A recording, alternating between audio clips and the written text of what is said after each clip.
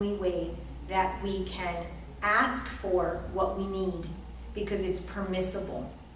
So when we talked about the pattern and the child, it turned out that what was at her mind during conception was that any child or any person that had illness, like her brother who had died shortly after when she was a little girl, would get all of the attention. And her mother had just recently asked her to move back home to help her because she had had some health issues, and she uprooted her whole family and went to help the mom. So what the child was understanding, because remember, the subconscious mind is developed at the moment of conception. This was in the mother's thought process. If you are sick, you get the attention. The person that has the illness gets their needs met. It's sort of like the squeaky wheel gets the oil. So the son learned that.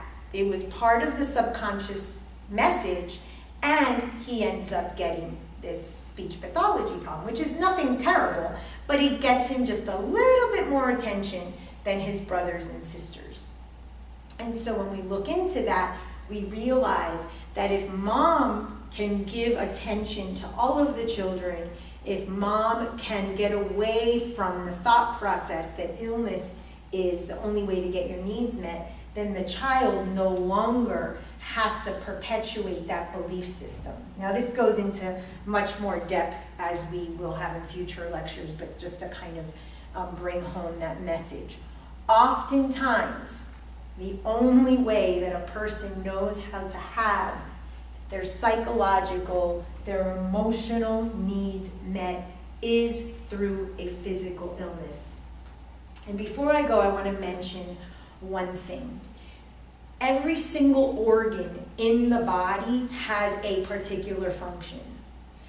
If you, in even limited anatomy like I have, can understand the reasons for each of the organs, when a person gets an illness, it's as if the body is trying to conserve the person.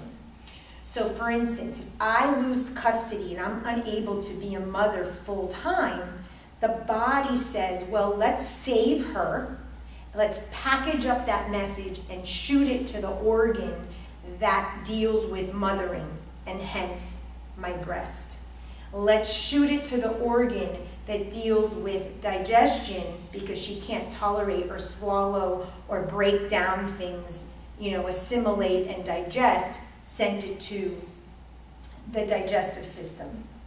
Let's send it to the liver, because the liver is the largest organ besides the skin, and therefore let's send it there and it can regenerate.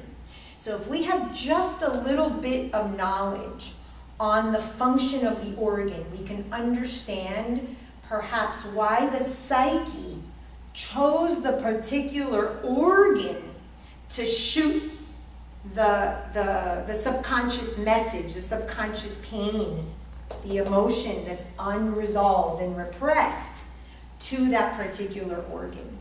So getting into the habit of saying, okay, this is a repressed thing, and that organ has the function, like the knee, that's walking, bending, keep me standing. There might be an issue of self-worth. There might be an issue here of work, of having to move forward and understanding the knee pain. Then we can see why and how the psyche and the body, the mind-body-spirit connection works. Because the psyche wants to conserve the rest of the body and just shoots it to the organ, and the organ holds the repressed shadow until the person is able to resolve it. And if they're never able to resolve it and they have that pain consistently for years and years and years, at least it conserves the whole body. Thank you very much, and I will see you guys next week.